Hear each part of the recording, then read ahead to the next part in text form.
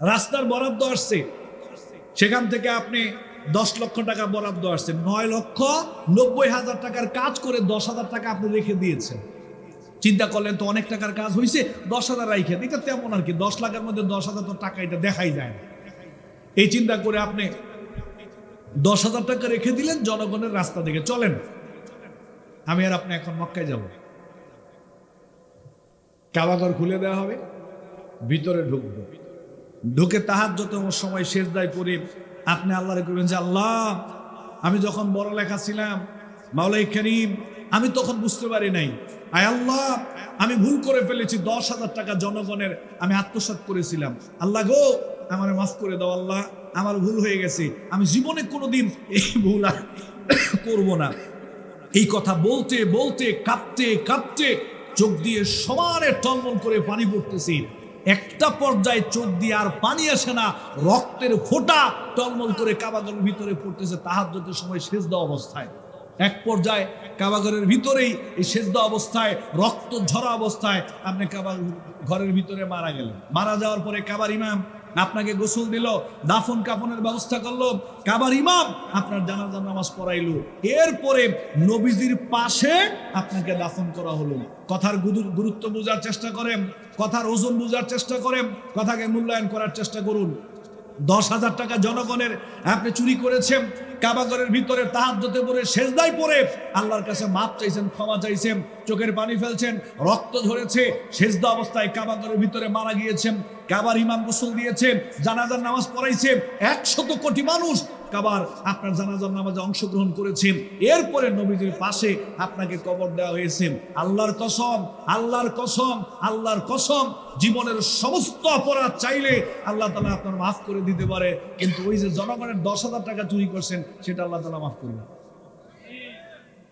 এটার কোন রাস্তা খোলা নেই, কোন রাস্তা খোলা নেই।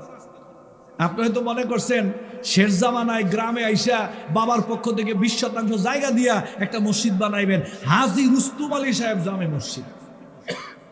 এরপরে মসজিদ বানাইছে উনি মুতাওয়াল্লি সভাপতি, ইমাম সাহেবের পাশে চেয়ারে বসে সব সময় সুবহানাল্লাহ। মানুষ মনে করে আল্লাহ ফেরেশতা এলো কই থেকে, এ তো ঘর থেকে মসজিদ থেকে বের হয় না, মানুষ চিন্তা করলো ফেরেশতা এলো কই থেকে। মসজিদ একটা না, 100 মসজিদও যদি আপনি বাবার পক্ষ থেকে বানিয়ে দেন, সওয়াব আল্লাহ দিবেন, অন্য দিক দিয়ে আল্লাহ মাফ করে দিবেন। কিন্তু জনগণ থেকে যেটা চুরি করেছেন, মসজিদ 100 না 1 কোটি মসজিদ বানিয়ে দিল, জনগণ থেকে যেটা চুরি হয়েছে আল্লাহ সেটা মাফ করবেন। এই পৃথিবীতে আমরা এমন কিছু হতভাগা মানুষ রয়েছি যারা কিয়ামত দিবসে বড় বড় 2টা মামলার আসামি হবে। এই পৃথিবীতে আমরা এমন কিছু হতভাগা পোড়া কপাইল্লা মানুষ রয়েছি যারা কিয়ামত দিবসে বড় বড় 2টা মামলার আসামি হবে। সেই 2টা মামলার একটা মামলা করবেন স্বয়ং নবী মুহাম্মদুর রাসূলুল্লাহ সাল্লাল্লাহু আলাইহি ওয়াসাল্লাম। আমাদের বিরুদ্ধে আল্লাহর কাছে অভিযোগ করবেন, মামলা করবেন নবী সাল্লাল্লাহু আলাইহি ওয়াসাল্লাম। আরেকটা মামলা করবেন স্বয়ং কোরআন নিজে। এই কোরআন আমাদের বিরুদ্ধে বাদী হয়ে আল্লাহ তাআলার কাছে মামলা করবেন, অভিযোগ করবেন। তাহলে আমরা 2টা মামলার আসামি হব। একটা মামলার বাদী হবে নবী সাল্লাল্লাহু আলাইহি ওয়াসাল্লাম নিজে, আরেকটা মামলার বাদী হবে স্বয়ং কোরআন। আসামি হব আমরা, বাদী হবে নবী, বাদী হবে কোরআন, আর বিচারক হবেন আল্লাহ। প্রশ্ন হচ্ছে কেন মামলা করবেন? 1 নম্বর প্রশ্ন হচ্ছে কেন মামলা করবেন। 2 নম্বর প্রশ্ন হচ্ছে কাদের বিরুদ্ধে মামলা করবেন। 3 নম্বর প্রশ্ন হচ্ছে মামলা থেকে বাঁচার উপায় কি। আজকের আলোচনার বিষয় হলো কিয়ামত দিবসে বড় বড় 2টা মামলার আসামি আমরা হব। একটা মামলা করবে স্বয়ং নবী, আরেকটা মামলা করবে কোরআন। প্রশ্ন হচ্ছে কেন মামলা করবেন। 2 নম্বর প্রশ্ন হচ্ছে কাদের বিরুদ্ধে মামলা করবেন। 3 নম্বর প্রশ্ন হচ্ছে এই মামলা থেকে বাঁচার উপায় কি। নবী করিম সাল্লাল্লাহু আলাইহি ওয়াসাল্লামকে আল্লাহ তাআলা যখন পৃথিবীতে পাঠালেন, গোটা পৃথিবীটা তখন ঘোর অন্ধকারের মধ্যে নিমজ্জিত ছিল। মানব জীবনের সকল দিক দিয়ে মানুষ চরম অন্ধকারে ডুবেছিল। চিন্তার দিক থেকে মানুষ অন্ধকারে ডুবেছিল, চেতনার দিক থেকে মানুষ অন্ধকারে ডুবেছিল, ইমানের দিক থেকে, বিশ্বাসের দিক থেকে মানুষ অন্ধকারে ডুবেছিল, মানুষ তার আদর্শের দিক থেকে অন্ধকারে ডুবেছিল, মূল্যবোধের দিক থেকে তারা অন্ধকারে ডুবেছিল, মানুষ হালাল হারামের দিক থেকে অন্ধকারে ডুবেছিল, চাল চলন, আচার আচরণ, নীতি নৈতিকতা সকল দিক দিয়ে তারা চরম ঘোর অন্ধকারের মধ্যে ডুবেছিল। আল্লাহ তাআলা নবী সাল্লাল্লাহু আলাইহি ওয়াসাল্লামকে এই কোরআন দিয়ে পৃথিবীতে পাঠালেন। কেন পাঠালেন আল্লাহ তাআলা সেটা নিজেই বলে দিচ্ছেন। আল্লাহ রাব্বুল আলামিন বললেন, কিতাবুন আনজালনাহু ইলাইকা লিতুখরিজান নাসা মিনাজ-যুলুমাতি ইলান নূর।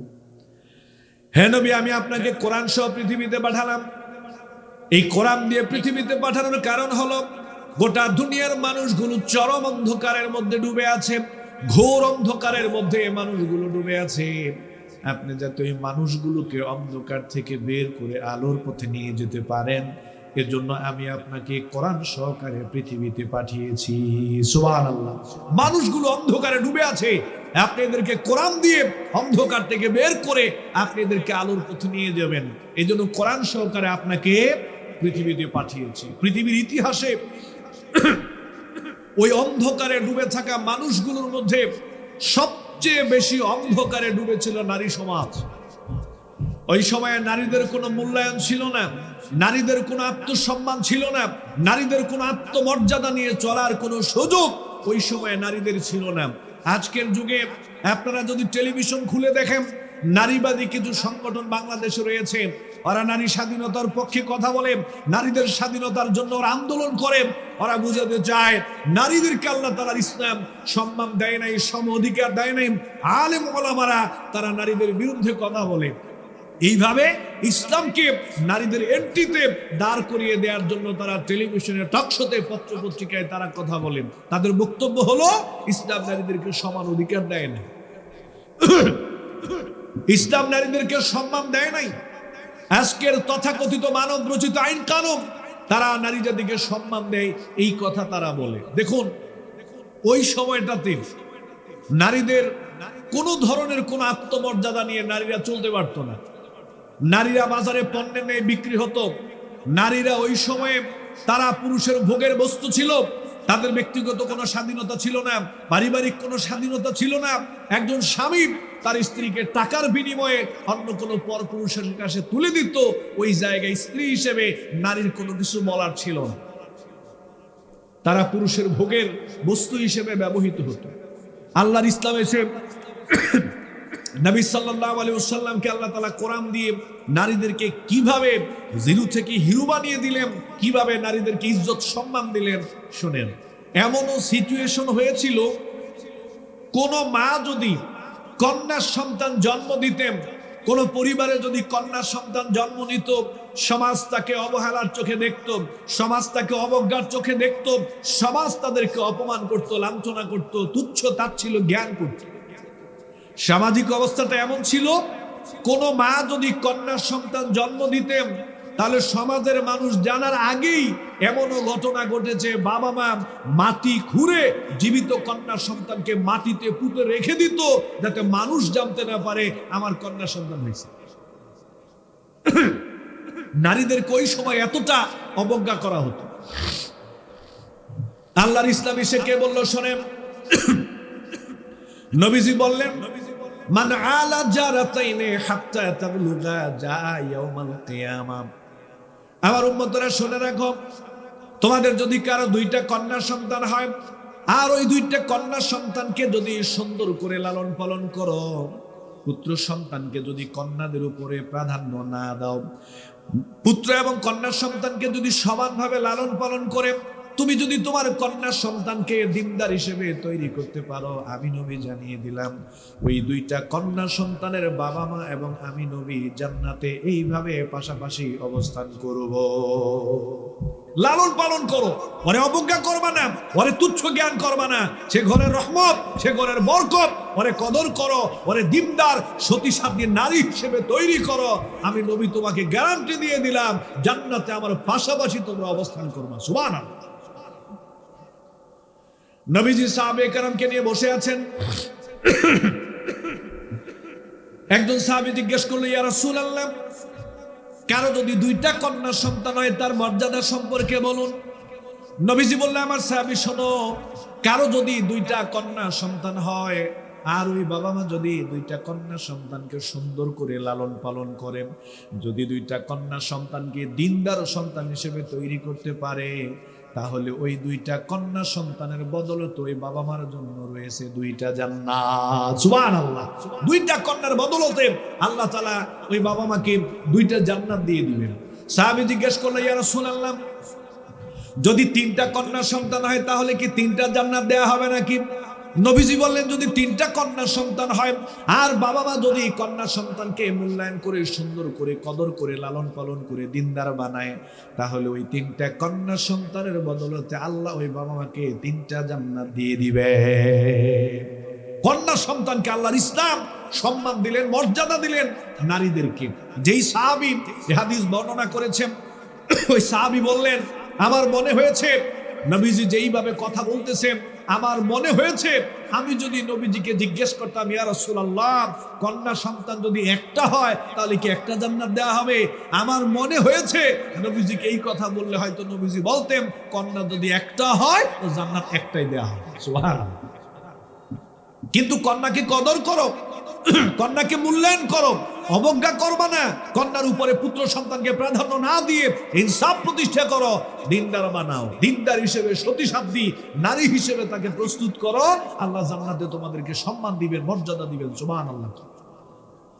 ইসলাম নারীদেরকে সম্মান দিয়েছে বিয়ের মাধ্যমে, ইসলাম নারীদেরকে সম্মান দিয়েছে মোহরের মাধ্যমে, ইসলাম নারীদেরকে সম্মান দিয়েছে উত্তরাধিকারী সম্পত্তির ভাগ দিয়ে, ইসলাম নারীদেরকে সম্মান দিয়েছেন বোন হিসেবে, ইসলাম নারীদেরকে সম্মান দিয়েছে ফুফু হিসেবে, খালা হিসেবে, ইসলাম নারীকে সবচেয়ে বেশি সম্মান দিয়েছেন মা হিসেবে। সুবহানাল্লাহ। ইসলাম নারীকে সবচেয়ে বেশি সম্মান দিয়েছে মা হিসেবে। কিভাবে? নবী করিম সাল্লাল্লাহু আলাইহি ওয়াসাল্লামকে জিজ্ঞেস করা হলো, মান আহাক্কুন নাসি বিহুসনি সাহাবাতি, ইয়া রাসূলুল্লাহ, এই পৃথিবীতে যত মানুষ রয়েছে সমস্ত মানুষদের মধ্য থেকে আমি সন্তান হিসেবে কার সাথে সবচেয়ে বেশি ভালো আচরণ করব একটু জানিয়ে দেন। আল্লাহ নবী বলেন, ও আমার সাহাবী শোনো, এই পৃথিবীতে আমি নবী ছাড়া যত মানুষ রয়েছে পৃথিবীর সমস্ত মানুষগুলোর মধ্য থেকে তুমি সবচেয়ে বেশি ভালো আচরণ যেই মানুষটার সাথে করবা ওই মানুষটি হলো তোমার মা। মানুষটি তোমার মা। সুম্মা মান, তারপরে কার সাথে করব? সাহাবী মনে করেছিলেন দ্বিতীয়বার হয়তো বাবার কথা বলা হবে বা একটা সিরিয়াল দেওয়া হবে। দ্বিতীয়বার জিজ্ঞেস করার পরে নবী সাল্লাল্লাহু আলাইহি সাল্লাম বলেন, ও আমার সাহাবী শোনো, এই পৃথিবীতে তোমার সন্তানের পক্ষ থেকে সবচেয়ে বেশি ভালো আচরণ করার যোগ্যতা যেই ব্যক্তি রাখে ওই মানুষটি হলো তোমার মা। তোমার মা। তৃতীয়বার আবার জিজ্ঞেস করলো, ইয়া রাসূলুল্লাহ, তারপরে কে? অর্থাৎ এটা সিরিয়াল, তিনি মনে করেছিলেন নবীজি একটা সিরিয়াল দিবেন। জিজ্ঞেস করা হলো, ইয়া রাসূলুল্লাহ, তারপরে কে? নবীজি বললেন, আমার সাহাবী শোনো, এই পৃথিবীতে যত মানুষ রয়েছে আমি নবীর পরে দুনিয়ার সমস্ত মানুষদের মধ্য থেকে তুমি সন্তান হিসেবে তোমার পক্ষ থেকে সবচাইতে বেশি ভালো আচরণ পাওয়ার অধিকার যেই মানুষটা রাখে ওই মানুষটি হলো তোমার গর্ভধারিণী মা। মায়ের কথা নবীজি এখানে 3 বার বলেছেন।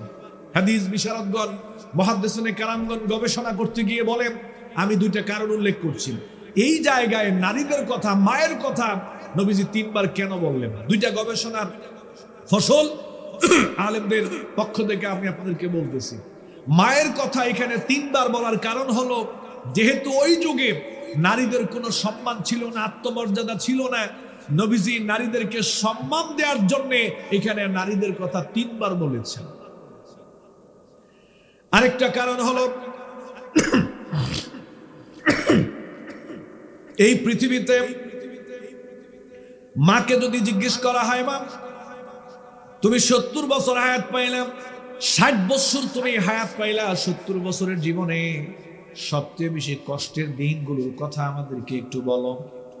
মা বলবে, বাবারে আমার 70 বছরের কষ্টকে যদি এক পাল্লায় রাখা হয়, আর ওই যে তোমাকে আমি 10 মাস 10 দিন গর্ভে ধরেছিলাম, ওই 10 মাস 10 দিনের কষ্টটা যদি আরেক পাল্লায় রাখা হয়, তাহলে আমার 70 বছরের কষ্টের তুলনায় ওই 10 মাস 10 দিনের কষ্টটা আমার কাছে আরো অনেক বেশি।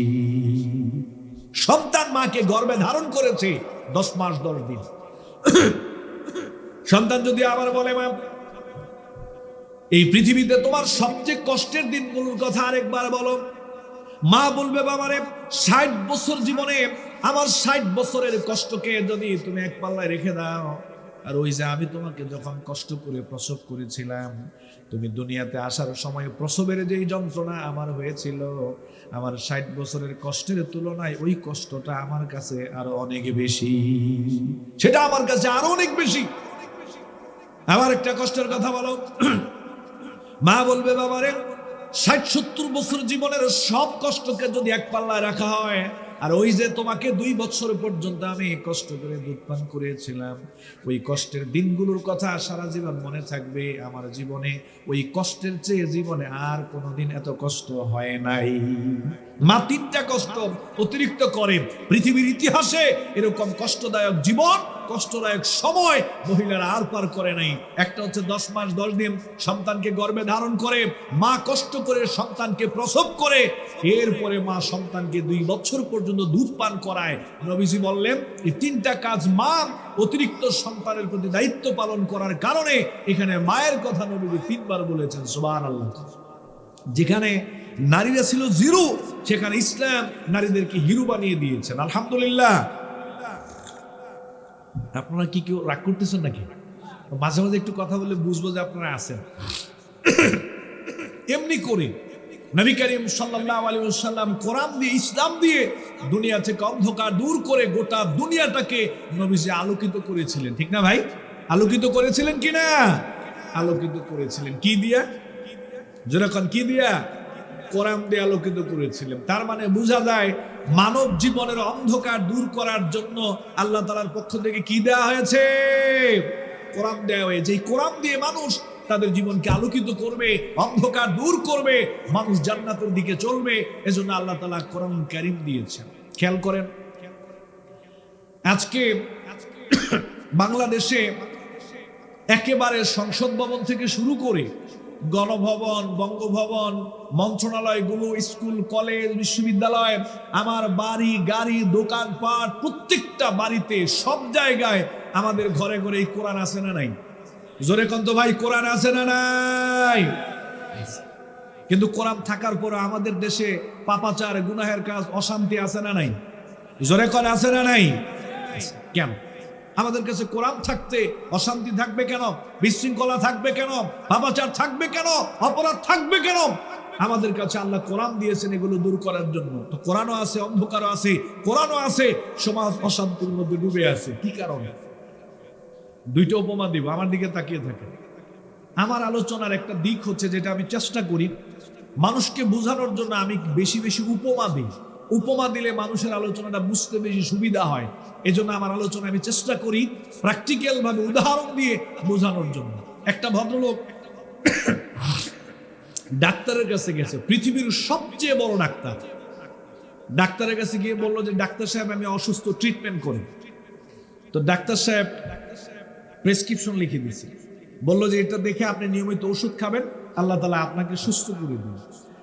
ডাক্তার সাহেবের প্রেসক্রিপশন বাড়িতে নিয়ে এসে রোগী চিন্তা করলো, পৃথিবীর সবচেয়ে বড় ডাক্তার প্রেসক্রিপশন লিখেছে, ঔষধ কিনে খাওয়ার দরকার কি? এটা গলা ঝুলায় রাখলে তো রোগ ভালো হয়ে যাওয়ার কথা।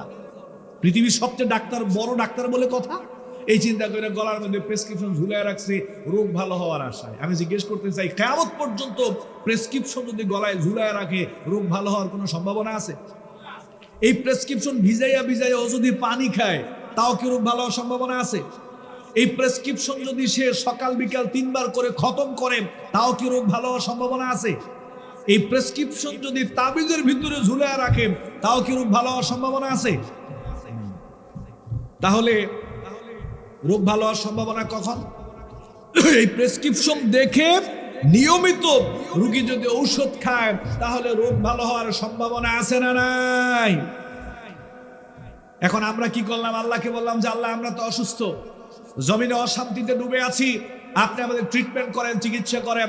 আল্লাহ তাআলা কোরআনকে প্রেসক্রিপশন হিসেবে আমাদের কাছে দিলেন, যা ওই যে প্রেসক্রিপশন লিখে দিলাম, কোরআন দেখে দেখে ঔষধ খাও। কোরআন দেখে দেখে ঔষধ খাও মানে কোরআনের কথাগুলো মেনে চলো, অসুস্থতা দূর হয়ে যাবে, অশান্তি দূর হয়ে যাবে।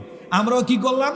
ওই রুগীর মতো চিন্তা করলাম, পৃথিবীর সবচেয়ে বড় ফেরেশতা কোরআন নিয়ে আসছে, লাউহে মাহফুজ থেকে আসছে, সবচেয়ে বড় নবীর উপরে কোরআন নাযিল হইছে। আমরা চিন্তা করলাম কোরআন মানার দরকারটা কি? খালি খতম কর রমজান মাসে, আল্লাহ তাআলা অশান্তি এমনি দূর করে দিবেন। রমজান মাসে কোরআন খতম করি, এতিমখানায় কোরআন পড়ানো হয়, মক্তবে কোরআন পড়ানো হয়, প্রত্যেকের বাড়িতে বাড়িতে কোরআন। কোরআন দেখলে চুমু দেয়, বুকে জড়িয়ে ধরে, সম্মান দেখিয়ে থাকের উপরে রেখে দেয়। কোরআন দিয়ে মানুষ এখন তাবিজ দেয়। তাহলে ওই রুগী যেরকম ভালো হওয়ার সম্ভাবনা নাই, আমরা কোরআনের সাথে যেরকম আচরণ করছি, কিয়ামত পর্যন্ত এরকম আচরণ করলে জমিন থেকে অন্ধকার দূর হওয়ার কোনো সম্ভাবনা নেই। দেখেন এই যে সামিয়ানা, এই সামিয়ানার ভিতরে এখন আলো আছে না অন্ধকার? বলেন তো দেখি ভাই। আমরা যদি লাইটের সুইচগুলোকে অফ করে দেই তাহলে আলো থাকবে না, অন্ধকার চলে আসবে? কতক্ষণ লাগবে অন্ধকার আসতে? 1 সেকেন্ডও লাগবে। আবার যদি লাইটগুলোকে অন করে দেই তাহলে সাথে সাথে আলো চলে আসবে, অন্ধকার চলে যাবে। তার মানে অন্ধকার এবং আলো একসাথে অবস্থান করে না। যেখানে অন্ধকার থাকে আলো চলে যায়, যেখানে আলো চলে আসে অন্ধকার চলে যায়। পৃথিবীতে সবচেয়ে দামি এই যে লাইটগুলো, আমেরিকা থেকে আমরা 100 কোটি টাকার এরকম দামি দামি লাইটগুলো আজকের মাহফিল উপলক্ষে নিয়ে আসলাম।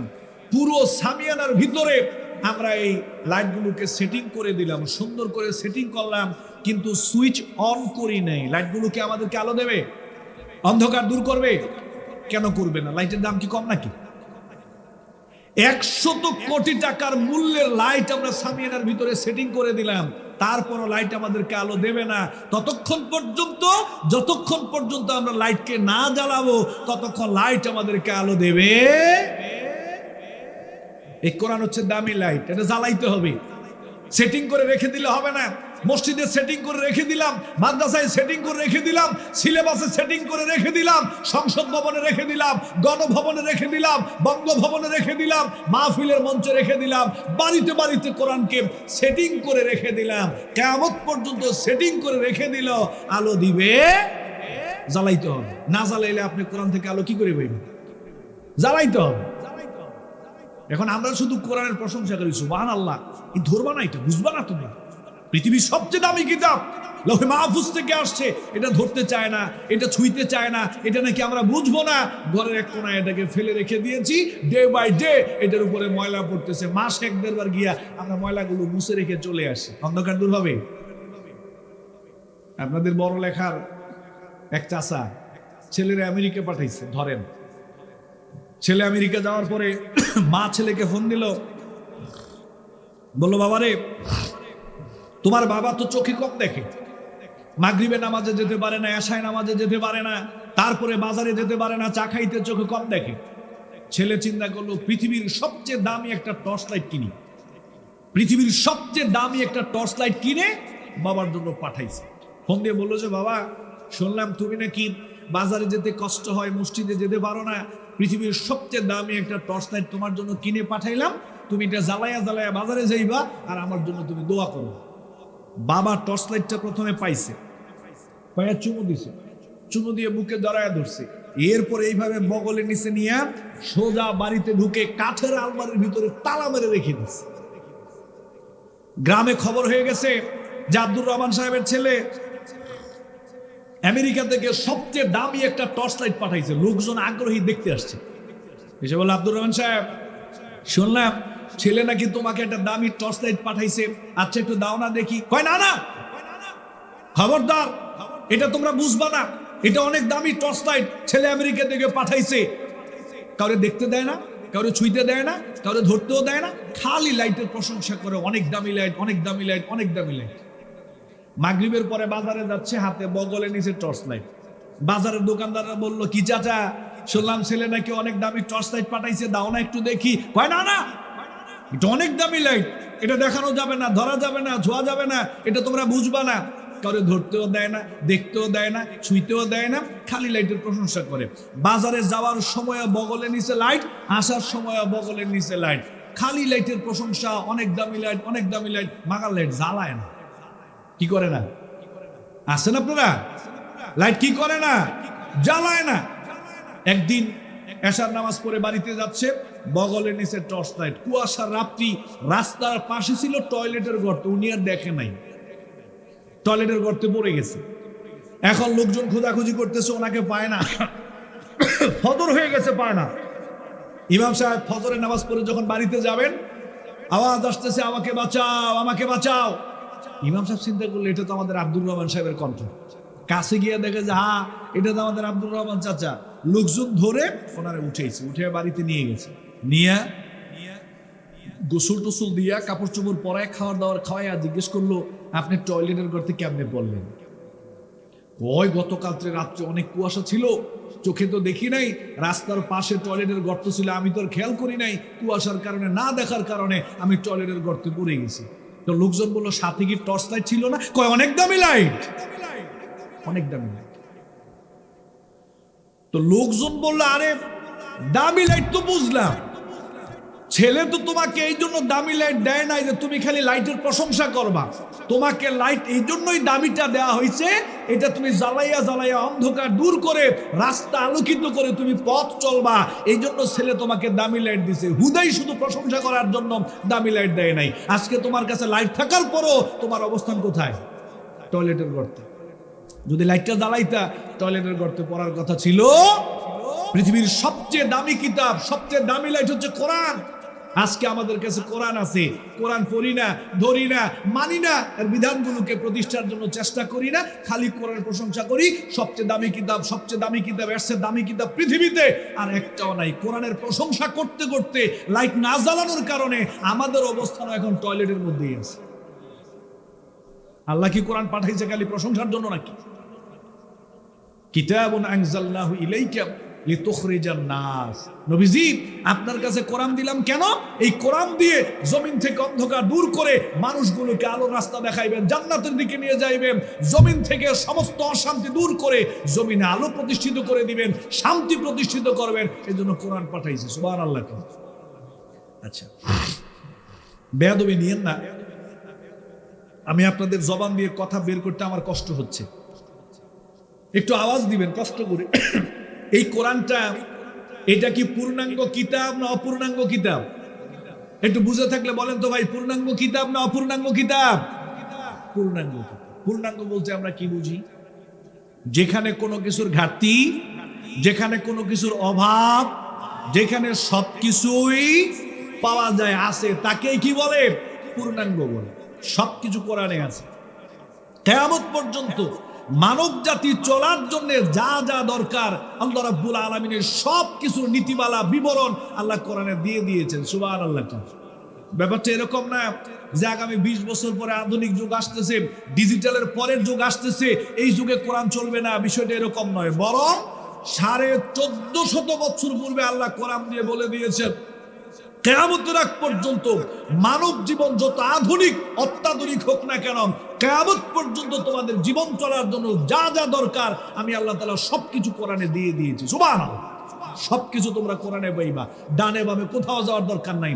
মা ফাররাতনা ফিল কিতাবি মিন শাই, সবকিছু কোরআনে আছে। তিবিয়ানান লিকুল্লি শাই। কোরআনটা খোঁজো, গবেষণা করো, পড়ো, সবকিছু নীতিমালা নির্দেশনা আমি আল্লাহ কোরআনে দিয়ে দিয়েছি। সুবহানাল্লাহ। দেখুন, একটা দুঃখের কথা আমি এখন শেয়ার করব। আমার পর্যালোচনা হলো, এই দেশের মানুষ,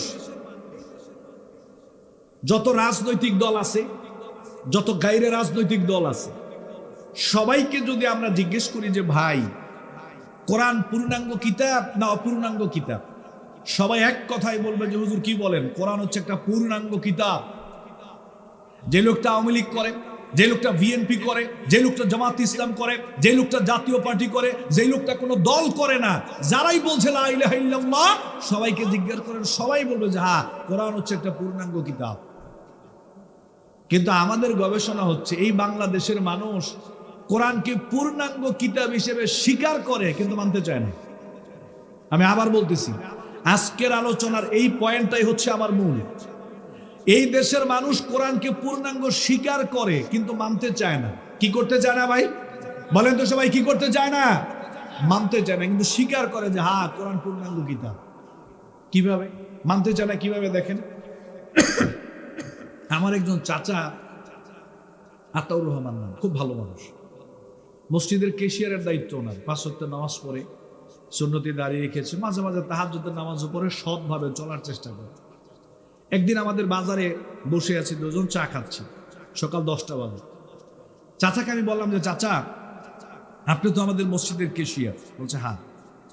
বললাম যে আপনাকে যদি 2 দিন সময় দেওয়া হয়, আপনি কি মসজিদের সকল ক্যাশ জনগণের কাছে, সমাজের কাছে বুঝিয়ে দিতে পারবেন? উনি বললো যে ভাতিজা 2 দিন লাগবে না, তোমরা আমাকে মাগরিব পর্যন্ত সময় দাও, ইনশাআল্লাহ আমি মসজিদের ক্যাশ জনগণের কাছে, সমাজের মানুষের কাছে পাই পাই করে আমি বুঝিয়ে দিতে পারবো। আমি সেইভাবেই হিসাবটা রক্ষণাবেক্ষণ সংরক্ষণ করার চেষ্টা করি।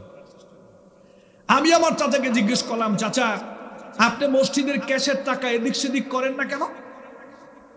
চাচা আমারে বললো, ভাতিজা এইটা তো আমার কাছে সমাজের মানুষের পক্ষ থেকে আমানত, এইটা তো জনগণের পক্ষ থেকে আমার কাছে আমানত, এটা তো আল্লাহর ঘরের পক্ষ থেকে আমার কাছে আমানত, এইটা তো গ্রামের মহল্লার পক্ষ থেকে আমার কাছে আমানত। এখন যদি আমি টাকা পয়সা এদিক সেদিক করি তাহলে তো খেয়ানত হয়ে যাবে, আমাকে তো জাহান্নামে চলে যাওয়া লাগে। তখন আমি আমার চাচাকে বললাম, চাচা আপনার মতো একটা সৎ মানুষকে যদি আমাদের ইউনিয়ন পরিষদের ক্যাশিয়ারের দায়িত্ব দেওয়া হয়, তাহলে সেই জায়গাও কি আপনি মসজিদের মতো সততা রক্ষা করে ক্যাশের দায়িত্ব পালন করবেন? 15-20 সেকেন্ড চুপ ছিল। এক পর্যায়ে বললো যে হ্যাঁ ভাতিজা, আমাকে যদি আমাদের ইউনিয়ন পরিষদের ক্যাশিয়ারের দায়িত্ব দেওয়া হয়, তাহলে আমি মসজিদের ক্যাশ যেইভাবে আমানত রক্ষা করে চলার চেষ্টা করি, ইউনিয়ন পরিষদের জনগণের ক্যাশের দায়িত্ব এরকম আমানত রক্ষা করে আমি চলার চেষ্টা করি।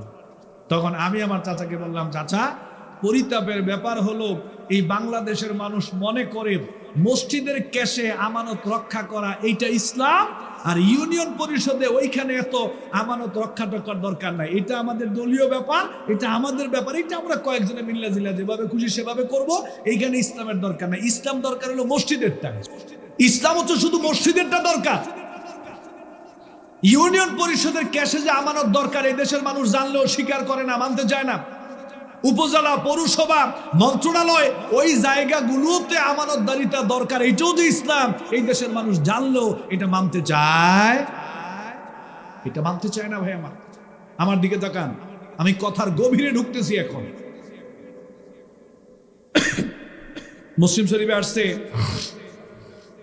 লাম্মা কানা ইয়াউমা খায়বার আকবালা নাফারুন মিন আসহাবিন নবী সাল্লাল্লাহু আলাইহি ওয়াসাল্লাম। খায়বারের যুদ্ধ চলতেছে কাফেরদের বিরুদ্ধে, তুমুল লড়াই, জিহাদের ময়দান, কাফেরদের বিরুদ্ধে লড়াই চলতেছে, তুমুল যুদ্ধ, খায়বারের যুদ্ধ। একটা পর্যায়ে 2 জন সাহাবী শহীদ হয়ে গেলেন। জীবিতদের মধ্য থেকে একজন বলতেছে, আই শোনো, ফুলানুন শাহীদুন, ফুলানুন শাহীদুন, আমাদের মধ্যে অমুক শহীদ হয়ে গেছে, অমুক শহীদ হয়ে গেছে, ওরা জান্নাতে চলে গেছে। নবীজি এটা শুনছেন কিন্তু কিছু বলেন নাই, তার মানে ঘটনা সত্য, তার মানে ঘটনা, নবীজি এটা শুনে চুপ থাকার মানে ঘটনা সত্য, হ্যাঁ ঠিক আছে। হাত্তা মাররু আলা রাজুলিন, এই ঘোষণাকারী সাহাবী আরেকটু সামনে গেলেন, গিয়ে দেখলেন যে আরেকজন শহীদ হয়ে গেছে। বলল যে শোনো, ফুলানুন শাহীদুন, আমাদের মধ্যে তো অমুক শহীদ হয়ে গেছে, জান্নাতে চলে গেছে। নবীজি বললেন, কাল্লা, কখনো নয়। পরবর্তী যেই ব্যক্তিকে তোমরা জান্নাতি মনে করতেছো, ইন্নী রাআইতুহু ফিন্নার, আমি নবী দেখতে পাচ্ছি, আল্লাহ আমাকে দেখাচ্ছেন, পরবর্তী ব্যক্তিকে আল্লাহ তাআলা জাহান্নামে পাঠাইছে। নাউজুবিল্লাহ। সাহাবায়ে কেরাম তো অবাক। একই মাঠের যোদ্ধা, একই মাঠের মুজাহিদ, একই মাঠের শহীদ, আগের 2 জন শহীদ হলো, জান্নাতে চলে গেল, নবীজি কিছু বললো না, কিন্তু পরের জন শহীদ হওয়ার পরে জাহান্নামে গেল, ঘটনা কি? নবীজিকে জিজ্ঞেস করা হলো, ইয়া রাসূলুল্লাহ, পরবর্তী ব্যক্তি কি এমন পাপ কাজ করলো যে জিহাদের মাঠে শহীদ হওয়ার পরে জাহান্নামে যাওয়া লাগছে? শুনেন নবীজি কি বলছে। নবীজি বললেন, কাদ গাল্লাহা আবাতা, পরবর্তী লোকটা ছিল রাষ্ট্রের পক্ষ থেকে জনগণের মধ্যে সম্পদ বন্টন করার কাজে নিয়োজিত কর্মচারী। আমাদের দেশে আছে না, মেম্বার সাহেবরা আছেন, চেয়ারম্যান সাহেবরা আছেন, কাউন্সিলররা আছেন, উপজেলা চেয়ারম্যান, পৌরসভার চেয়ারম্যান, এমপি মন্ত্রী, ওনাদের কাজ কি? আপনাদের রাস্তাঘাট বানিয়ে দিবে, বিধবা ভাতা দিবে, এতিমদের কার্ড দিবে, চাল দিবে, সরকারের পক্ষ থেকে এগুলো আপনাদের মধ্যে পৌঁছে দিবে। এরা রাষ্ট্রের পক্ষ থেকে নিয়োজিত কর্মচারী। নবীজি বললেন এই লোকটা ছিল বাইতুল মাল সম্পাদক। বাইতুল মালের সম্পদ জনগণের মধ্যে বন্টন করে দেওয়ার দায়িত্ব ছিল এই লোকটা। গনিমতের মাল আসছে, বন্টন করতে চাই, ধরো এই তুমি এটা নাও, এই তুমি এদিকে তুমি এটা নাও, এই তুমি এটা নাও, এই যে তুমি এটা নাও, হ্যাঁ তুমি এটা নাও। গনিমতের মাল বন্টন করতেছে। সব দেওয়ার পরে একটা জামা আছে ওনার হাতে, একটা শেরওয়ানি, আবা বলা হয় এটাকে, জুব্বা স্টাইল একটা শেরওয়ানি, আরাবিয়ান ড্রেস, হাতে এটা রয়েছে, সব দিয়ে ফেলছে। এইবার এইটার দিকে ওনার নজর গেছে, দেখলো যে মাশাআল্লাহ, দেখতে তো ভালো লাগে রে। এবার গায়ে দিছে, গায়ে দিয়ে দেখে যে মাশাআল্লাহ, এটা তো আমারই ভালো লাগতেছে। উনি চিন্তা করলো জনগণকে তো সব দিয়েই দিলাম, এটা আমি আমার জন্য রেখে দেই, একটা রেখে দিলে তেমন কি বা হবে, এই চিন্তা করে এটা তিনি রেখে দিলেন। অথচ এটা ছিল জনগণের। এটা মালিক কে ছিল? জোরেকন কে ছিল? জনগণ। তিনি এটা বন্টনের দায়িত্বে ছিল, জনগণেরটা তিনি নিজের জন্য রেখে দিলেন। নবীজি বললেন জিহাদের মাঠে শহীদ হওয়ার পরেও জনগণের একটা শেরওয়ানি চুরি করার কারণে, আত্মসাৎ করার কারণে, গোপন করার কারণে আল্লাহ রাব্বুল আলামিন শহীদ হওয়ার পরেও এই লোকটাকে জাহান্নামে দিয়েছে। নাউজুবিল্লাহ। বিশ্বাস করেন, এই হাদিস যখন পড়ি বা কোথাও আলোচনা করি আর 54 বছরের বাংলাদেশের দিকে তাকাই, বিশ্বাস করেন ভাই, হাতে গোনা গুটি কয়েকজন মানুষ ছাড়া আমার মনে হয় জান্নাতে যাওয়ার কোনো রাস্তা আমাদের জন্য খোলা নাই ভাই। একটা শেরওয়ানির দাম কত হবে ভাই? 10,000 টাকা, 5,000 টাকা, সর্বোচ্চ 10,000 টাকাও যদি আমরা ধরি, একটা 10,000 টাকা দামের সম্পদ জনগণের যদি চুরি করলে জাহান্নামে যাওয়া লাগে শহীদ হওয়ার পরেও, তাহলে আমরা যারা 54 বছরে হাতে রদ বদল করে দেশে বিদেশে কোটি কোটি টাকা, মিলিয়ন বিলিয়ন টাকার বাড়িগাড়ি দেশের বিদেশের মাটিতে আমরা করে বসে আছি, আমি তো দেখি ভাই আমাদের জান্নাতে যাওয়ার কোনো রাস্তাই খোলা নেই, কোনো রাস্তাই খোলা নেই। কিভাবে যাবে না? জিহাদের মাঠে শহীদ হওয়ার পরে জাহান্নামে যাওয়া লাগছে জনগণের 10,000 টাকা সম্পদ চুরি করার কারণে, ধরে নিলাম। কিভাবে যাবে? আমি কোন রাস্তাই ভাই খোলা দেখিনি। হাত্তা ইয়ালিজাল জামালু ফি সামিল খিয়াব, এই যে কাঁথা সেলাই সুই দিয়ে, এই সুইয়ের ছিদ্র দিয়ে একটা ওট প্রবেশ করা যেরকম অসম্ভব, আল্লাহর বক্তব্য হচ্ছে এই মানুষগুলো জান্নাতে প্রবেশ করা তার চাইতে আরো বেশি অসম্ভব। যাবে না এটা। আমার মহল্লার একটা দাদা আছে, নাম হচ্ছে সাধারণ মোল্লা, এখনো জীবিত আছে, তবে অসুস্থ। হঠাৎ করে আজ থেকে 3 বছরের মতো হবে যতটুকু মনে হয়, একদিন ফোন দিল মাহফিলে, তো বললো যে দাদা ওই যে বাড়ির যে রাস্তাটা আছে, আমি বলছি হ্যাঁ, ওই রাস্তাটা একটা বরাদ্দ হয়েছে আলহামদুলিল্লাহ। আমি তো বললাম যে আলহামদুলিল্লাহ, ভালো খবর, বরাদ্দ কত আসছে? বললো যে নাতি যেই পরিমাণ বরাদ্দ আসছে ওই পরিমাণ আসে নাই, এজন্য তোমাকে ফোন দিছি, তুমি 2-1 গাড়ি ইট আমাদেরকে একটু ব্যবস্থা করে দিও। তা আমি কইলাম এটা কেমন কথা, সরকার বরাদ্দ দিছে আবার আমার ইট দিতে হবে কেন? বললো ওই যে বললাম যেই পরিমাণ বরাদ্দ আসছে আমরা ওইটা পাই না। তো জিজ্ঞেস করলাম কত আসছে, কত পাইছেন? কয় 5 লক্ষ টাকা বরাদ্দ হয়েছিল, আমরা 3 লক্ষ টাকা পাইছি। তো জিজ্ঞেস করলাম বাকি 2 লক্ষ টাকা গেল কই? কয় 2 লক্ষ টাকা প্রথম 2 বৈঠকেই নাই। আমি তো সুবহানাল্লাহ কোন খানে, প্রথম 2 বৈঠকেই 2 লক্ষ নাই। তা আমি বলছি আল্লাহ মানে আল্লাহ বাঁচাইছে বৈঠক যে আর হয় নাই। 2 বৈঠকে যদি 2 লাখ নাই হয়ে যায়, আর 2-1টা বৈঠক হইলে তো আমও গেছিল, সালাও গেছিল, আলহামদুলিল্লাহ কম 3 লাখ যে পাইছে। এর নাম বাংলাদেশ। এর নাম কি ভাই? কথা কন না কেন আপনার? নাম কি? বাংলাদেশ। সরকারি একটা বিল্ডিং এর জন্য আবেদন করলেন, রুস্তম আলী হাই স্কুলের জন্য একটা বিল্ডিং দরকার, বিল্ডিং বরাদ্দ, ওকে ফাইন, 4 তলা একটা বিল্ডিং বরাদ্দ হলো 30 লক্ষ টাকা। ম্যানেজিং কমিটির সভাপতিকে ডাকা হবে, প্রিন্সিপালকে ডাকা হবে, প্রধান শিক্ষকদেরকে ডাকা হবে। ডাকা যাওয়ার পর উপজেলায় নিয়ে যাওয়া হবে, নিয়ে গিয়ে বলবে যে মিয়া মিষ্টি খাওয়ান, বরাদ্দ হয়েছে। মনে হয় সুবহানাল্লাহ, এমন খুশি করবে নিজের পকেট থেকে দিছে। একটা পর্যায়ে বললো যে হ্যাঁ ঠিক আছে, আপনাদের বিল্ডিং এর কাজ চলে যাবে, ওনার হাতে আমরা 25 লক্ষ টাকা তুলে দিচ্ছি। এই ধরেন 25 লাখ টাকা উঠে দিলাম, এবার একটা কাগজ দিবে স্কুলের সভাপতি আর প্রধান শিক্ষককে, লেখা আছে হাজী রুস্তম আলী উচ্চ বিদ্যালয়ে বাবদ 4 তলা একটা বিল্ডিং বাবদ 30 লক্ষ টাকা আমরা বুঝিয়ে পাইলাম, আপনাকে নিচে সিগনেচার করতে হবে। টাকা দিছে কয় লাখ? 25 লাখ। লিখতে হবে পাইছেন কয় লাখ? আপনাকে লিখতে হবে আপনি 30 লাখ পাইছেন, কিন্তু আপনাকে দেওয়া হবে 25 লাখ। এর নাম বাংলাদেশ। এর নাম কি? সিলেকনের নাম কি? এর নাম বাংলাদেশ। আপনার নাম কি ভাই? রেদওয়ান। রেদওয়ান ভাইকে বললাম যে রেদওয়ান ভাই আমার 5,000 টাকা ধার দেন, 1 মাস পরে দিয়ে দিন। বললো ভাই সৈয়দ ভাই নেন, দিলাম। 1 মাস চলে গেছে, 1 বছর চলে গেছে, 5 বছর চলে গেছে, আমি আর ফোন দিইনি। 5 বছর পরে আমি বিছানায় অসুস্থ। আমি রেদওয়ান ভাইকে ফোন দিয়ে বললাম, ভাই আপনার থেকে তো 5,000 টাকা নিয়েছিলাম, 1 মাস পরে দিয়ে দিব বলে কথা, আজকে 5 বছর চলে গেছে, আমি টাকাটা দিতে পারি নাই, ভাই আমাকে মাফ করে দেন, আমি অসুস্থ, যে কোনো সময় আমি মারা যেতে পারি, আল্লাহর রাস্তায় আপনি আমাকে মাফ করে দেন। রেদওয়ান ভাই বললো যে সিরাত ভাই এটা আরো বহু আগে আপনাকে মাফ করে দিছি, এই টাকা দেওয়ার দরকার নাই, আল্লাহ আপনাকে সুস্থ করুন, দোয়া করুন। এই 5,000 টাকার জন্য আল্লাহ আমাকে ধরবে? ধরবে না। কেন? কারণ পাওনাদার আমারে কি করছে? মাফ করে দিয়েছে। এটার জন্য আল্লাহ আমাকে ধরবে? রাস্তার বরাদ্দ আসছে, সেখান থেকে আপনি 10 লক্ষ টাকা বরাদ্দ আসছে, 9,90,000 টাকার কাজ করে 10,000 টাকা আপনি রেখে দিয়েছেন। চিন্তা করলেন তো অনেক টাকার কাজ হয়েছে, 10,000 রাইখে, এটা তেমন আর কি, 10 লাখের মধ্যে 10,000 তো টাকা, এটা দেখাই যায় না। এই চিন্তা করে আপনি 10,000 টাকা রেখে দিলেন, জনগণের রাস্তা দেখে চলেন, আমি আর আপনি এখন মক্কায় যাব, কাবাঘর খুলে দেওয়া হবে, ভিতরে ঢুকবো, ঢুকে তাহাজ্জুদের সময় সেজদায় পড়ে আপনি আল্লাহরে কইবেন যে আল্লাহ, আমি যখন বড় লেখা ছিলাম মাওলাই করিম, আমি তখন বুঝতে পারি নাই, আয় আল্লাহ আমি ভুল করে ফেলেছি, 10,000 টাকা জনগণের আমি আত্মসাৎ করেছিলাম, আল্লাহ গো আমারে মাফ করে দাও, আল্লাহ আমার ভুল হয়ে গেছে, আমি জীবনে কোনোদিন এই ভুল আর করব না। এই কথা বলতে বলতে কাঁপতে কাঁপতে চোখ দিয়ে সমানে টলমল করে পানি পড়তেছি। একটা পর্যায়ে চোখ দিয়ে আর পানি আসে না, রক্তের ফোঁটা টলমল করে কাবাঘরের ভিতরে পড়তেছে তাহাজ্জুদের সময় সেজদা অবস্থায়। এক পর্যায়ে কাবাঘরের ভিতরেই এই সেজদা অবস্থায়, রক্ত ঝরা অবস্থায় আপনি ঘরের ভিতরে মারা গেলেন। মারা যাওয়ার পরে কাবার ইমাম আপনাকে গোসল দিল, দাফন কাফনের ব্যবস্থা করলো, কাবার ইমাম আপনার জানাজার নামাজ পড়াইলো, এরপরে নবীজির পাশে আপনাকে দাফন করা হলো। কথার গুরুত্ব বোঝার চেষ্টা করেন, কথার ওজন বোঝার চেষ্টা করেন, কথাকে মূল্যায়ন করার চেষ্টা করুন।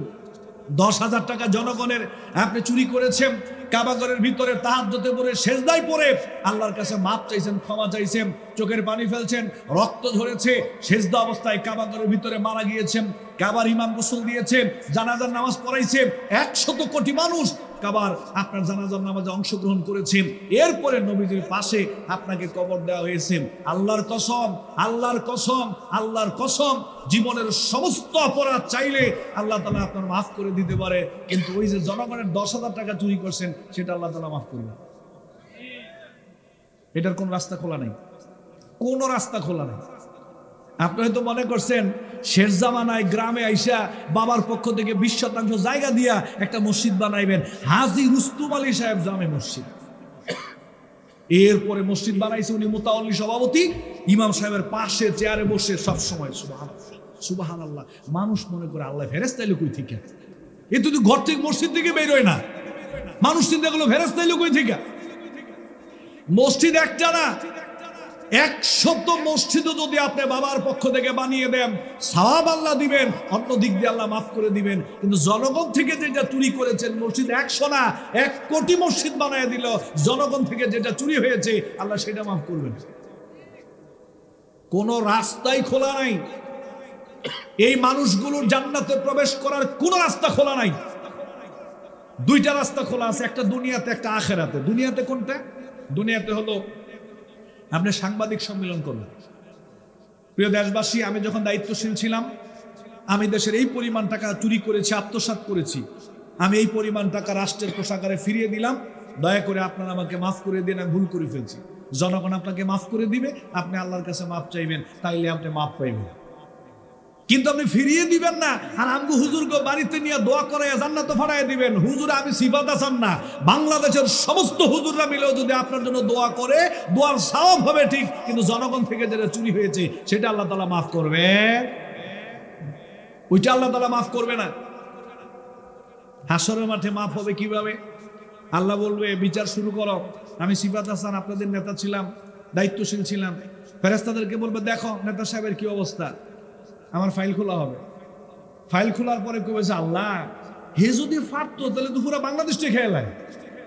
যা লেখা আছে আল্লাহ সব খেয়ে নিছে, রডের বদলে বাঁশ দিছে, 3 নাম্বার 6 নাম্বার ইট দিছে, আল্লাহ প্যাক করে বিধবা ভাতা সহ খেয়ে নিছে, সব লেখা আছে। আল্লাহ জিজ্ঞাসা, কিরে করছিলি নি? আমি কব যে আল্লাহ একেবারে ডাহা মিশা কথা, আমি কিচ্ছু করিনি।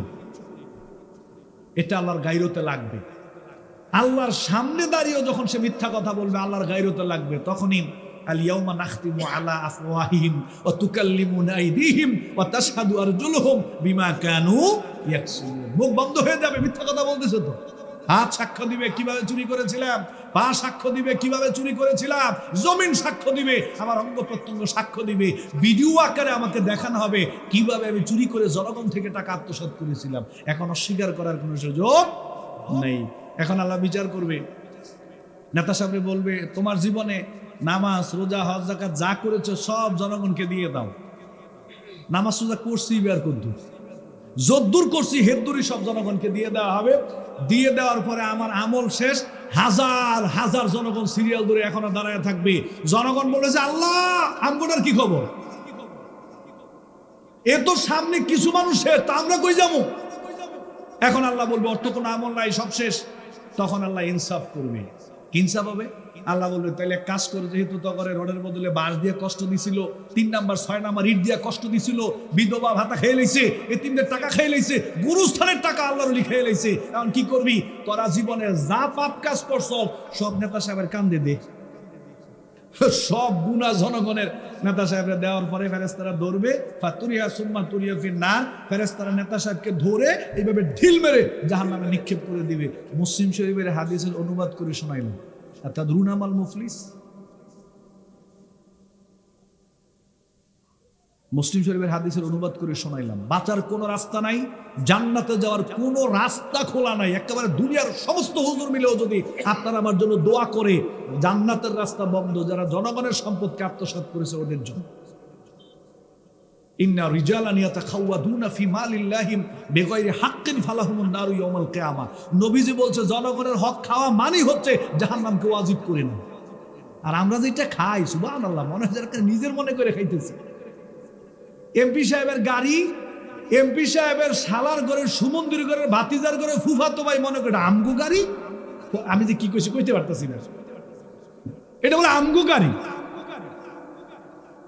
গাড়ি দিয়েছে সরকার, তুমি তোমার প্রয়োজনে ব্যবহার করবা, আর তার 14 গোষ্ঠী মিলা গাড়ির ব্যবহার করে নিজের মতো করে। ওমর ইবনে আব্দুল আজিজ, ইসলামের 5ম খলিফা, গভর্নর আসছে, এসে বলল, আসসালামু আলাইকুম ইয়া আমিরুল মুমিনিন, রাষ্ট্রের খবর নিয়ে এসেছি। বলছে বসো। লাইট জ্বালানো হলো মোমবাতির মতো করে। বলছে বলো তো রাষ্ট্রের জনগণের কি খবর। বিবরণ দিচ্ছে, আমিরুল মুমিনিন এই এই এই এই রাষ্ট্রের এই অবস্থা।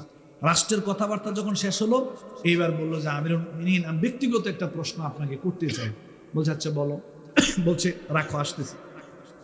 এই কথা বলে পাশে গিয়ে লাইটটাকে অফ করে দিল। অফ করে দিয়ে এসে বললো, এইবার বলো। গভর্নর বললো, আমিরুল মুমিনিন লাইট অফ করে দিলেন কেন?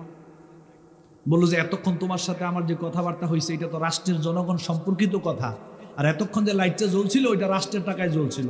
এখন তো তুমি আমি ব্যক্তি সম্পর্কে খবর নিচ্ছ, অতএব ব্যক্তি কাজের জন্য সরকারি কোনো কিছু খরচ হইতে পারে। আল্লাহু আকবার। আমাদের একজন মন্ত্রী ছিল, নরসিংদী একটা প্রোগ্রাম হয়েছে, ওনাকে দাওয়াত দেওয়া হয়েছে চিফ গেস্ট করে। উনি প্রোগ্রাম রাখছেন, যেদিন তিনি আসবেন সেদিন বলছে সরকারি গাড়িটা দরকার নাই, আমার জন্য একটা গাড়ি ভাড়া করো। তো ওনার সেক্রেটারি সহকারীরা বললো যে গাড়ি তো আপনাকে দেওয়া হয়েছে, আপনি সফর করবেন। বললো যে গাড়ি তো আমাকে দেওয়া হয়েছে সরকারি কাজের জন্য, কিন্তু আজকে আমি যে প্রোগ্রামে যাবো ওইটা সরকারি প্রোগ্রাম না, ওইটা আমার এলাকার প্রোগ্রাম, ওইটা আমার স্থানীয় প্রোগ্রাম। ওই জায়গায় আমি যাব, এখানে সরকারি গাড়ি আমি ব্যবহার করতে পারবো না, পার্সোনাল গাড়ি ঠিক করো, আমি আমার টাকা দিয়ে তারপরে সেখানে যাব। এরকম দায়িত্বশীল আপনাদের ভালো লাগে না? সৎ আমানতদার দায়িত্বশীল এই দেশের মানুষের ভালো লাগে না। আর খালি বলে যে হুজুর ইসলাম শুধু মসজিদে রাখেন, মসজিদের ক্যাশ আমানত রক্ষা করা এইটা ইসলাম, আর উপজেলা, ইউনিয়ন পরিষদ, পৌরসভা ওইগুলো আমরা আমাদের মতো করে খাওয়া দাওয়া করবো, এইখানে ইসলামটাই নেন না। খালি নামাজের ওয়াজ করেন, জাকাতের ওয়াজ করেন, হজের ওয়াজ করেন, সুবহানাল্লাহ, এগুলো ইসলাম। ইসলাম পূর্ণাঙ্গ স্বীকার করে, কিন্তু মানুষ ইসলাম পূর্ণাঙ্গটা মানতে চায়, শুধু মানতে চায় না, যারা প্রতিষ্ঠিত করতে চায় এদেরকে প্রতিষ্ঠিত করতেও দেয়। আমার দিকে দেখে, আমার আর 12-13 মিনিট সময় আছে, সেগুলো ভাই চলে আসবে, এদিকে তাকা। পবিত্র কোরআনে একটা সূরা আছে, সূরার নাম সূরা মায়েদা। সূরার নাম কি ভাই? মায়েদা। এই ভাই আপনি কই যান? এটা জরুরি কথা, আপনি বসেন। আরে ভাই 2 মিনিট বসেন, খুব গুরুত্বপূর্ণ কথা, এটা আপনার দরকার। সূরা মায়েদার 2 নম্বর আয়াত। আল্লাহ বললেন, তাআওয়ানু আলাল বিররি ওয়াত তাকওয়া ওয়ালা তাআওয়ানু আলাল ইসমি ওয়াল উদওয়ান। অনুবাদটা খেয়াল করেন আমি কি ভঙ্গিমায় করি। আল্লাহ বললেন, তোমরা একে অপরকে পারস্পরিক যে কোনো ভালো কাজে পারো, যে কোনো ভাবে সহযোগিতা করো।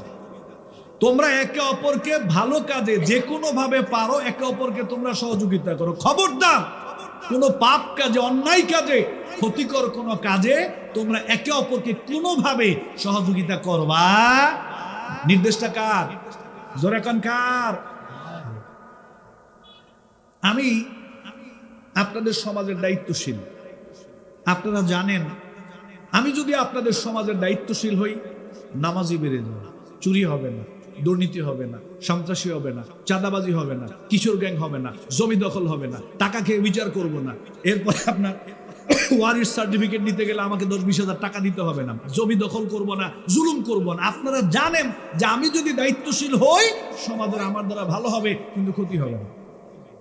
এটা জানার পরে আপনি যদি মতামত দিয়া, পরামর্শ দিয়া আমাকে দায়িত্বশীল বানান, আমি দায়িত্বশীল হওয়ার পরে এই জমিনে, এই সমাজে যতটা ভালো কাজ আমি করব, ভালো কাজ করার কারণে আল্লাহ আমাকে যতটা সওয়াব দিবেন, আমার আগে আল্লাহ তাআলা আপনাদেরকে সেই পরিমাণ সওয়াব দিয়ে দিবেন। সুবহানাল্লাহ। কেন? কারণ আপনারা আমাকে ভালো কাজ করার সুযোগ করে দিয়েছেন। এই জন্য আপনারা যে আমাকে সহযোগিতা করেছেন, মতামত দিয়ে, পরামর্শ দিয়ে, আমি দায়িত্বশীল হওয়ার পরে যত ভালো কাজ জমিনে হবে, আমার সমান সওয়াব আল্লাহ তাআলা আপনাদেরকে দিয়ে দিবেন। রেদওয়ান ভাইরে কইলাম যে ভাই সাহেব, ওই সভাপতি সাহেবের বাড়িতে একটা পেয়ারা গাছ আছে, দারুণ, অনেকগুলো পেয়ারা আসছে। আজকে রাত্রে আমি আর আপনি সভাপতি সাহেবের বাড়ি থেকে পেয়ারা চুরি করব। উনি বললেন, নাউজুবিল্লাহি মিন যালিক। হুজুর আপনি এটা কি কইলেন? চুরি করা হারাম, আপনি জানেন না? এই হারাম কাজ আমি আপনার সাথে করতে পারবো না। তা আমি বললাম, ভাই সাহেব আপনার চুরি করার দরকার নাই তো, আপনি শুধু একটা টর্চ লাইট নিয়ে ঘরের কোনায় দাঁড়ায় খালি পাহারা দিবেন, চুরি আমি করবো, শুধু আপনি পাহারাটা দিবেন। তো এইটা অসুবিধা নেই, পাহারা দিতে পারবো, তবে আমি চুরি করতে পারবো না। হারাম, চুরি করা হারাম, তুমি চুরি করতে পারবেন না, পাহারা দিতে পারবেন। তাহলে চলেন পাহারাই দেন। কারণ টর্চ লাইট দিয়ে আমার পাহারা দিছে, আমি পেয়ারা চুরি করে আইনা একটা ওনারা দিয়ে করলাম, ভাই সাহেব একটা আপনি খান, একটা আমি খাই। নাউজুবিল্লাহি মিন যালিক। চুরির পেয়ারা আমি খাইতে পারবো না। চুরির পেয়ারা খাইলো না, চুরি করলো না, হাসরের মাঠে গিয়ে দেখবে চুরি করা, খাওয়া, পাহারা দেওয়ার গুনাহ সব ওনার আমলনামায় চলছে। ফেরেশতাদেরকে বলবে যে সম্ভবত তোমরা ভুল লেখছো, হুজুরেরটা মনে আমার আমলনামায় লিখে রাখছো। বলছে না বেটা, তোমারটাই তোমার আমলনামায় লেখা হয়েছে। আমি তো চুরি করি নাই, আমি তো পেয়ারা খাই নাই, তো চুরির গুনাহ উঠলো কা? তুমি চুরি করো না এই কথা সত্য। যখন তোমাকে হুজুর চুরির প্রস্তাব দিছে, তখন তোমার 3টা দায়িত্ব ছিল। 1 নাম্বার, হারাম কাজ আমি করতে পারবো না, চুরি করা হারাম। 2 নাম্বার, হারাম কোনো কাজে আমি তোমাকে সহযোগিতা করব। 3 নাম্বার, আমার সামনে কোনো হারাম কাজ করতে আমি তোমাকে দেব। 3টারই আলাদা আলাদা আয়াত কোরআনে আছে। হারাম কাজ করাও যাবে না, সহযোগিতাও করা যাবে না, হারাম কাজ চোখের সামনে হতেও দেওয়া যাবে। তুমি বলছো যে আমি চুরি করতে পারবো না, কিন্তু চুরি করা যে হারাম এটা জানার পরেও তো টর্চ লাইট দিয়ে পাহারা দিছো। তুমি পাহারা দেওয়ার কারণে হে চুরি করার সুযোগ পাইছে, এজন্য গুনাহগার আগে তুমি, পরে উনি। তুমি আগে গুনাহগার, পরে উনি। আমরা বলতেছি যে আপনি জানেন, আমি আপনাদের সমাজের দায়িত্বশীল হলে চুরি বেড়ে যাবে, দুর্নীতি বেড়ে যাবে, সন্ত্রাসী বেড়ে যাবে, চাঁদাবাজি বেড়ে যাবে, ইফটিচিং বেড়ে যাবে, গান বাজনা বেড়ে যাবে, কিশোর গ্যাং বেড়ে যাবে, নেশা বেড়ে যাবে, চাঁদাবাজি বেড়ে যাবে, জমি দখল বেড়ে যাবে, টাকা ছাড়া কোনো বিচার আচার হবে না, ওয়ারিশ সার্টিফিকেট আনতে গেলে 10-20 হাজার টাকা দিতে হবে। আপনি জানেন যে আমি যদি দায়িত্বশীল হই, সমাজে পাপ কাজগুলো প্রতিষ্ঠিত হবে। এটা জানার পরেও 500 টাকা খাইয়া, একটা সিগারেটের প্যাকেট খাইয়া, একটা শাড়ি কাপড় পাইয়া, এমন শাড়ি কাপড় একবার ধোয়ার পর আর কালার খুঁজে পাওয়া যায় না, এরকম একটা শাড়ি কাপড়ের লোভে আপনি মতামত দিয়ে আমার দায়িত্বশীল বানাইছেন। দিয়েছেন। আপনি হাসরের মাঠে গিয়ে দেখবেন চুরির গুনাহ, জেনার গুনাহ, দুর্নীতির গুনাহ, সন্ত্রাসীর গুনাহ, চাঁদাবাজির গুনাহ, মদের গুনাহ, তারপরে জুয়া খেলার গুনাহ, জুলুমের গুনাহ, অন্যায়ের গুনাহ, সমস্ত পাপ আপনার আমলনামায় উঠে গেছে। ফেরেশতাদেরকে কইবেন যে আল্লাহ, আমার বাপ দাদা 14 গোষ্ঠীর জীবনেও তো আমরা এই পাপ কাজ করি নাই, তাহলে আমার আমলনামায় গুনাহ আইলো কা? ফেরেশতারা কইব করো নাই সত্য কথা, কিন্তু ওই যে সিগারেটের প্যাকেটের কথা মনে নাই, শাড়ি কাপড়, হ্যাঁ ওই যে 5 কেজি চাউল মনে নাই, 5 কেজি চাউলের বিনিময়ে একটা শাড়ি কাপড়ের বিনিময়ে একটা সিগারেটের বিনিময়ে ওই যে সিবাদ হুজুরকে মতামত দিয়া যে দায়িত্বশীল বানাইছিল, মনে নাই?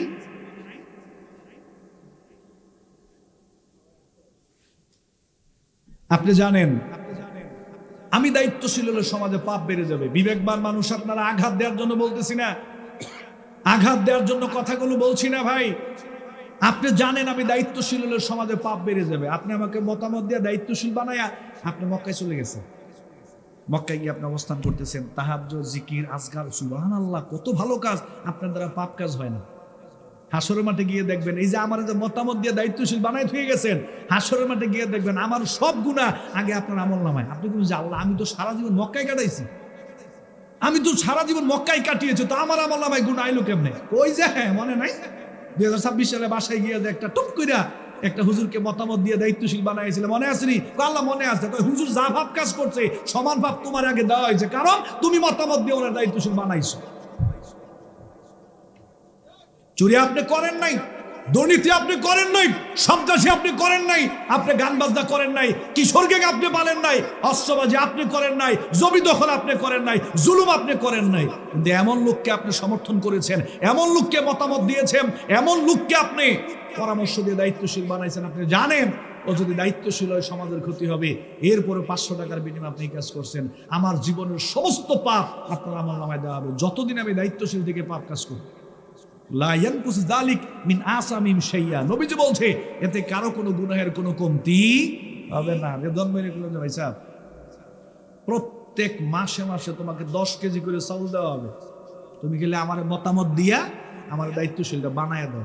রেদওয়ান ভাই কইল সুবহানাল্লাহ, 10 কেজি চাউল প্রতি মাসে, কত টাকা সেভ হইব আমার? 10 কেজি চাউল দিবেন প্রতি মাসে। এই চিন্তা করে চোখটুক উল্টাইয়া উনি খালি 10 কেজি চাউল দেখে যায় না, খালি দেখে 10 কেজি চাউল, 10 কেজি চাউল চোখে মুখে দেখা এখন জানে যে আমি দায়িত্বশীল হলে পাপ কাজ বেড়ে যাবে। উনি খালি 10 কেজি চাউল দেখা খালি গিয়ে আমারে দিয়া ভালো আরেকটা বানায় দিয়েছে। নেশা আছে যেখানে লিল্লাহে তাকবীর। আমি কি কারো বিপক্ষে বলছি? ছোট ভাইয়ের একটু বলো তো, আমি বিপক্ষে বলছি? আমি বলেছি অপরাধ যেখানে আছে আমরা সেখানে, ভালো যেখানে আছে আমরা সেখানে। ব্রাহ্মণবাড়িয়া কসবা একটা মাহফিল করছে আজ থেকে সম্ভবত 3 বছর আগে, আবু তো আদনান ভাই আর আমি। তা আমরা খাওয়া দাওয়া করতেছি, ওইখানের উপজেলার চেয়ারম্যান আসছে, না ইউনিয়ন চেয়ারম্যান আসছে। আইসা সালাম বিনিময় করে কথাবার্তা বললাম। এক পর্যায়ে বলতেছে, হুজুর আমার জন্য একটু দোয়া করবেন। সেইভাবে হুজুর আমার জন্য একটু দোয়া করবেন, আমি আমার ইউনিয়নটাকে মাদক মুক্ত করার জন্য চেষ্টা করতেছি, যে কোনো মূল্যে পারি আমি আমার ইউনিয়নকে মাদক মুক্ত করে ছাড়বো। যুবকদেরকে নিয়ে হুজুর আমি অনেক দূর এগিয়ে গিয়েছি, হুজুর আমার জন্য একটু দোয়া করবেন, আমি আমার ইউনিয়নটাকে মাদক মুক্ত করার জন্য চেষ্টা করতেছি। এর কথা শুনে চিন্তা করলাম সুবহানাল্লাহ, এই যুগে এরকম ভালো চেয়ারম্যান পাওয়া যায়? লোকটার জন্য মন থেকে দোয়া করলাম, বিদায় নিয়ে চলে গেল। 3 দিন পরে পাশের একটা এলাকায় আমি একা মাহফিলে গেছি। ওই গত মাহফিলের যে কমিটি ইয়াং জেনারেশন 3-4টা ছিল, কথোপকথনের সময় সামনে ছিল, এরাও গেছে। গিয়ে সালাম বিনিময় করলো, কথাবার্তা বললো, বলতেছে হুজুর চেয়ারম্যান সাহেবের কথা মনে আসেনি। আমি বললাম মিয়া মনে থাকে না আবার কেন? এরকম চেয়ারম্যান আমার লাইফে আমি দেখিনি। উনি ইউনিয়নকে মাদক মুক্ত করার জন্য চেষ্টা করতেছে, যে কোনো মূল্যে উনি ইউনিয়নকে মাদক মুক্ত করে ছাড়বে। উনি নাকি আপনাদেরকে নিয়ে অনেক দূর এগিয়েও গিয়েছে, তো ওনার জন্য দোয়া না করে পারি নাকি? ওনাকে আমি ভুলবো না। যুবকরা বলতেছে হুজুর আমাদের ইউনিয়নে মাদকের ডিলার হইলো আমরা চেয়ারম্যান। আমি কইলাম সুবহানাল্লাহ, কয় কি? হে আমারে কই লোকের হেরা কয় কি? কয় হুজুর প্রত্যেকটা মাহফিলে গিয়া বক্তাদের সাথে এই কথা বলবো, হুজুর আমার জন্য দোয়া করবেন, যে কোনো মূল্যে আমি আমার ইউনিয়নকে মাদক মুক্ত করতে চাই, পুরো ইউনিয়ন মাদক মুক্ত থাকবে, যুবকদেরকে আমি নিয়ে কাজ করতেছি। অথচ পুরাটা ইউনিয়নের মহল্লায় মহল্লায় মাদক চলে তার নেতৃত্বে। পরে কি করলাম? পরে বাংলাদেশে যেই জায়গায় কম বেশি মাহফিলে যাওয়া হয়েছে, আমি গিয়ে জিজ্ঞেস করতাম মুরব্বী চাচাদেরকে, ইয়াংদেরকে, যে ভাই আপনাদের এলাকায় মাদক আছে? বলছে হুজুর ভরে গেছে মাদকে। তো জিজ্ঞেস করতাম মাদক কই থেকে আইছে? কয় হুজুর অনেক কথা তো বলি না, ভয়ে টয়ের ব্যাপার আছে। যারা ক্ষমতাশীল তাদের ছত্র ছায়ায় গ্রামে গঞ্জে মহল্লায় মহল্লায় মাদক ঢুকে গেছে। এই জন্য বন্ধুগণ আমার, শুধু ওয়াজ দেওয়ার সমাজ থেকে অন্যায় দূর হবে না, শুধু খুতবা দেওয়ার সমাজ থেকে অন্যায় দূর হবে না। তাবলীগের দাওয়াতি কাজ করে, চরমনাই পীর সাহেব দাওয়াতি কাজ করে, আহলে হাদিসের ভাইয়েরা দাওয়াতি কাজ করে, জামাত ইসলামের ভাইয়েরা দাওয়াতি কাজ করে, সুন্নি ভাইয়েরা দাওয়াতি কাজ করে।